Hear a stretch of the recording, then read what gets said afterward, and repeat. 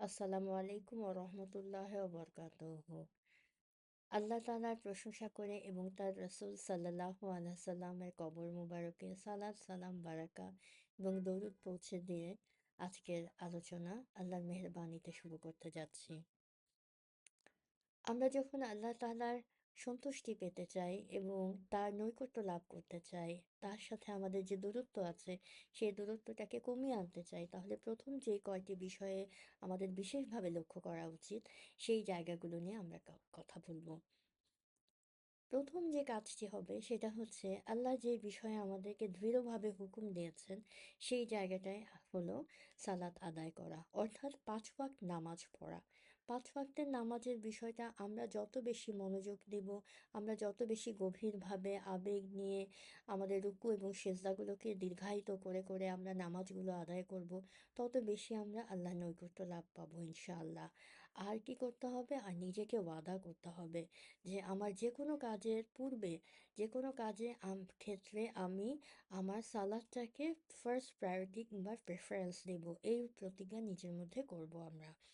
এরপরে যে মাধ্যমে আমরা আল্লাহ তাআলাকে পেতে পারি এবং তার নৈকট্য লাভ করতে পারি, সেটা হচ্ছে কোরআনের তেলাওয়াত করা।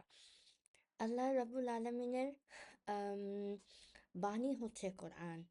রস আ হযরত আলী রাদিয়াল্লাহু আনহু বলছিলেন যে, "আমি যখন আল্লাহ তাআলার সাথে কথা বলতে চাই, তখন আমি আম সালাতে দাঁড়িয়ে যাই এবং আমি যখন চাই যে আল্লাহ রাব্বুল আলামিন আমার সাথে কথা বলুন, তখন আমি কোরআন তেলাওয়াত করি।" সুবহানাল্লাহ।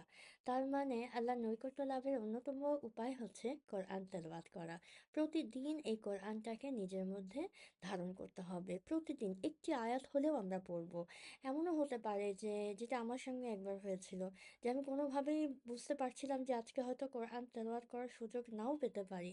তখন আমি শঙ্কিত বোধ করে খুব দ্রুত কি করলাম, কোরআন খুলে ১ম এ যে সূরা ফাতিহা আছে সেটাই আমি আঙুল দিয়ে দিয়ে ওইটা তেলাওয়াত করে ফেলেছিলাম।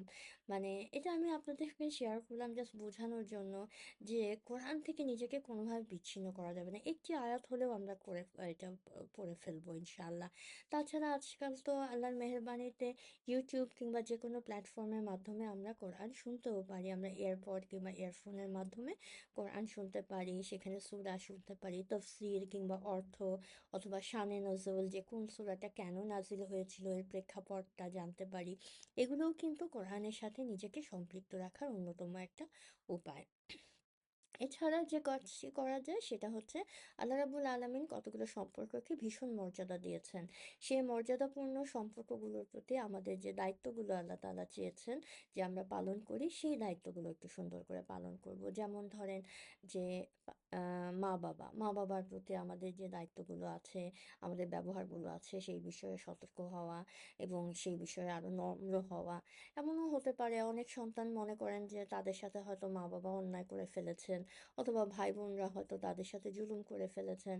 এরকম যদি মনেও হয়, অথবা সত্যিই যদি হয়ে থাকে, তারপরেও শুধুমাত্র আল্লাহ তাআলার কথা মনে করে আমরা কি করব? আমরা এই সবগুলো জিনিসকে মাফ করে দিয়ে আল্লাহর সাথে কথা বলব।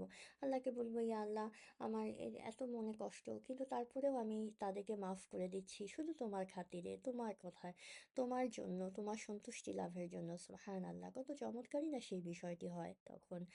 আর আছে জিকির। আমরা আল্লাহ রাব্বুল আলামিনের হুকুম পেয়েছি রাসূলুল্লাহ সাল্লাল্লাহু আলাইহি ওয়াসাল্লামের মাধ্যমে যে আমরা যেন আমাদের জিহ্বাটাকে সবসময় আর্দ্র রাখি, অর্থাৎ ভেজা রাখি। কিভাবে সেটা সম্ভব? সেটা হচ্ছে জিকির করার মাধ্যমে। জিকির মানে কি শুধুমাত্র আ আ তাসবিহ তাহলিলের মধ্য দিয়ে জিকির করব? না। জিকিরের করতে হলে আমরা কিন্তু জিকির হচ্ছে আল্লাহকে স্মরণ করা। কিভাবে স্মরণ করব? বিভিন্ন দোয়ার মাধ্যমে করতে পারি। প্রত্যেকটা দুনিয়াবী যেকোনো কাজ, দায়িত্ব পালন করতে গেলে আমরা বিভিন্ন মুহূর্তে অনেক ধরনের দোয়া আছে। আমরা সেই দোয়াগুলো পড়তে পারি সারাক্ষণ। যেমন আমি যখন বাইরে যাব, দোয়া পড়লাম। আমি হচ্ছে গিয়ে লিফটে উঠেছি, আচ্ছা, লিফট থেকে নামার সময় সুবহানাল্লাহ, লিফটে উঠার সময় আল্লাহু আকবার। যখন প্লেন ভূমিতে যখন হাঁটছি, সমতল ভূমিতে, তখন হচ্ছে লা ইলাহা ইল্লাল্লাহ। কেউ হাঁচি দিচ্ছে অথবা নিচে দিয়েছি তখনকার দোয়া। আজান হয়েছে, আজানের জবাব দেয়া। আজান শেষ হয়েছে, আজানের দোয়া পড়া। গাড়িতে চড়বো, গাড়ির দোয়া পড়া। ঘরে প্রবেশ করার দোয়া, ঘর থেকে বের হওয়ার দোয়া, আম এছাড়া হচ্ছে সন্তানের মেধা বৃদ্ধির করার দোয়া। প্রতি মুহূর্তে আমাদের প্রচুর দোয়া আছে। আ ওয়াশরুমে যাওয়ার দোয়া, বাথরুমে টয়লেটে যাওয়ার দোয়া।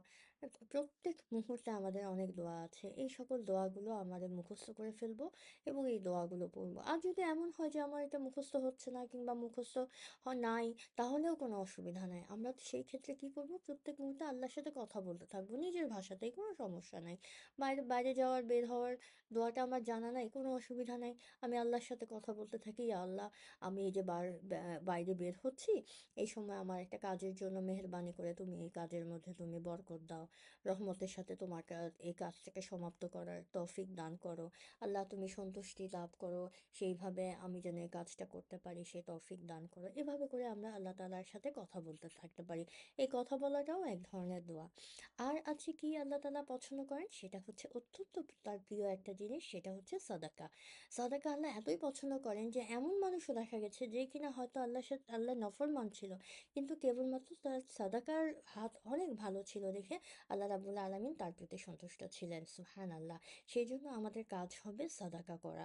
সাদাকা মানে আমরা অনেক সময় মনে করি যে একটু বেশি, বেশি পরিমাণ টাকা দিতে হবে অথবা ভালো একটা জিনিস দিতে হবে। না। আল্লাহ রাব্বুল আলামিন আমাদের সকল কাজকে অনেক বেশি আরামদায়ক এবং সহজ করে দিয়েছেন। সেইজন্য আমরা যখন সাদাকা করব, তখন কেবলমাত্র টাকা-পয়সার মধ্য দিয়ে না, যেকোনোভাবে আমরা সাদাকা করতে পারি। যেমন কেউ একজন বিপদে পড়েছে, তার পাশে গিয়ে দাঁড়ানো কিংবা তার কারো হয়তো মন খারাপ, তাকে সান্ত্বনা দেয়া। এই সকলই কিন্তু সাদাকা। আমাদের ভালো ব্যবহার করা।